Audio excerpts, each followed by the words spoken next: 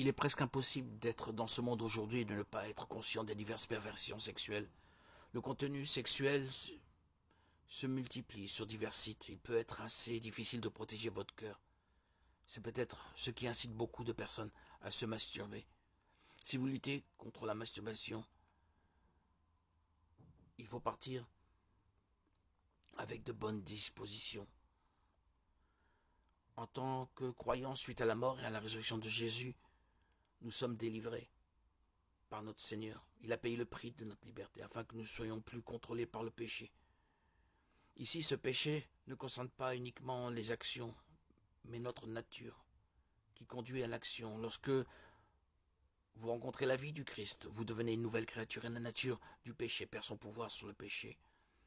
En fait, la Bible dit que celui qui est né de Dieu ne peut pas pécher. Vous avez perdu la nature du péché lorsque vous avez donné votre vie à Dieu, parce que vous avez reçu son esprit. Cela signifie que votre être est totalement libéré du péché. Vous pouvez alors vous poser la question, pourquoi tombons-nous encore dans le péché alors que nous n'avons plus la nature du péché?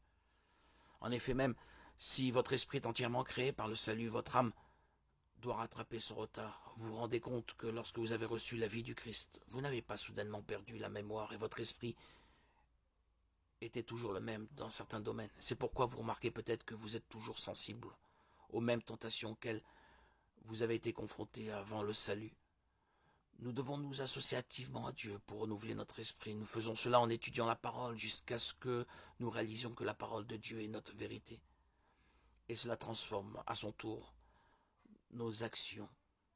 Le processus permettant de surmonter toute dépendance ou habitude pécheresse se déroule à l'envers et non à l'extérieur. Lors d'un combat, l'action revient en fait à arracher des fruits au lieu de déraciner l'arbre qui cause une nuisance. Nos actions s'installent d'abord dans nos pensées. Par conséquent, si notre esprit peut être libéré, alors nos actions suivront. La vérité est que la masturbation est nocive à bien des égards. Peu importe comment le monde essaie de décrire la situation comme normale. Les effets physiques nocifs sont nombreux, mais le pire c'est que cela affecte notre relation avec Dieu et donne au diable une prise sur nous. Nous nous en rendons peut-être pas compte, mais la culpabilité qui accompagne le fait de céder à la masturbation n'en vaut pas la peine, même si nous savons que Dieu nous pardonne lorsque nous demandons pardon. Nous ne pouvons pas continuer à pécher et espérer que la grâce abonde. Nous avons été sauvés pour vivre au-dessus du péché. Nous avons été mis à part selon la nature.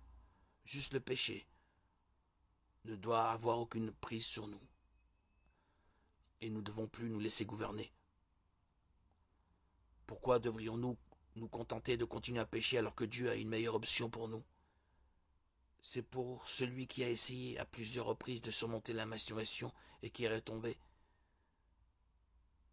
C'est pour cela que tu te détestes. On ne te demande pas d'arrêter d'essayer de te maîtriser seul. Demande plutôt à Dieu de l'aide et continue à croire la parole de Dieu. Tant que Dieu ne nous aura pas abandonnés,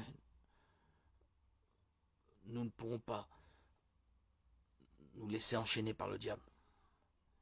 Et nous serons définitivement libérés de la dépendance à la masturbation, même si cela prend du temps. Notre délivrance viendra de toute façon par la parole de Dieu.